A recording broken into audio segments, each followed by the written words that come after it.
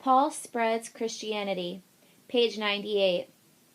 Our ship set sail from Caesarea in the fall. The sun was still warm, but a cool breeze made me think that our entire sea journey would not be taken in warm weather. I was to guard and escort a number of prisoners to Rome. Among the group was a man named Paul. He had traveled about teaching people about someone named Jesus. I felt bad for Paul. I had heard that he was about to be freed when he asked for a hearing before the emperor in Rome. Then he had to endure a long voyage as well as appealing before the emperor. The followers of Jesus were called Christians. Paul was a Christian, and we Romans are very nervous about Christians. We have our own religion. The Christians don't fit in. Their customs and ideas are different from ours. Paul was arrested in Jerusalem. I heard on the streets in Caesarea that a group of Jews had attacked him. He was moved to Caesarea for protection. Whatever crimes he committed in Jerusalem were handled at a trial in Caesarea. The rumors were that he was imprisoned wrongly. Nevertheless, we had started on our way to see the Emperor Nero. I was curious to learn more about this man named Paul. Our voyage began peacefully. Unfortunately, we soon sailed into terrible weather. Strong winds tugged at the sails. Suddenly, we were in real danger. The storms pounded and tossed the ship. We were afraid that the ship would sink, so the sailors threw much of the cargo overboard. They were trying to make the ship as light as possible. We drifted for days. We had no idea where we were. The soldiers on the ship didn't want the prisoners to escape. Instead, they suggested that the prisoners be killed. I argued until they agreed to spare the prisoners' lives. Finally, we all reached land. The people of the area were kind. We had food and shelter to get us through the winter. We were there for months. It was during this stay that I came to know Paul better. I talked to him about my life, and he told me about his. He was a faithful Jew. He had felt so strongly about his faith that he sought out and captured followers of Jesus. Paul and many other Jews felt that Jesus had taught ideas that went against their laws. One day, Paul saw a bright light and heard the voice of Jesus. Blinded by the light, Paul went to Damascus, a city in Syria. A follower of Jesus helped him see again. Then Paul became a believer in Jesus. He committed his life to teaching Jews and others about Christianity. A group of Jews put him in prison and plotted to kill him.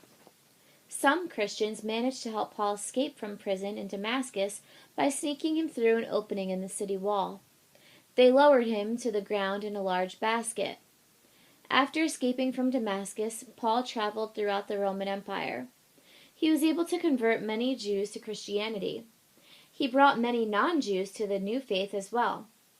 One group of Jews, called the Pharisees, was particularly angry about Paul. They were strict followers of Jewish law. Paul's ideas were in conflict with many of those Jewish laws. His group viewed Paul as a bitter enemy. As a Roman centurion, I know that the government normally lets these religious conflicts go on without getting involved.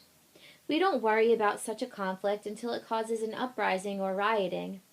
Unfortunately, it did not take long for riots to start when Paul came around. He was attacked by both Jews and Romans. It is hard to imagine this man causing such a stir. He was by no means threatening. After all his travels, he looked tired. He clearly had injuries from the attacks on him. Paul looked more like a beggar than a threat to the empire. Page 103. It was strange to think of Paul as a Roman citizen, but he was. Not everyone could become a citizen, and many people chose not to be. I doubt that Paul lived as a Roman, but being a citizen did have its benefits. A Roman citizen could have someone speak for him if he were ever charged with a crime. This person could argue, pray, cry, and even offer money to help the prisoner receive better treatment. Unfortunately, nobody would speak for Paul. In the past, Paul was able to convince the Romans that he was innocent of the charges that were brought against him. At the very least, he should have been spared some forms of execution, such as crucifixion, because of his citizenship. Things have changed now. Rome was set on fire in AD 64. What a day that was! Many temples, homes, and businesses were destroyed. Nero made it clear that he thought that Christians had set the fire. Once he had brought the prisoners to Rome, I was no longer responsible for watching over Paul. Still, I was interested to know what would happen. I visited him when I could. Paul was taken before the Emperor Nero and a number of judges to plead his case.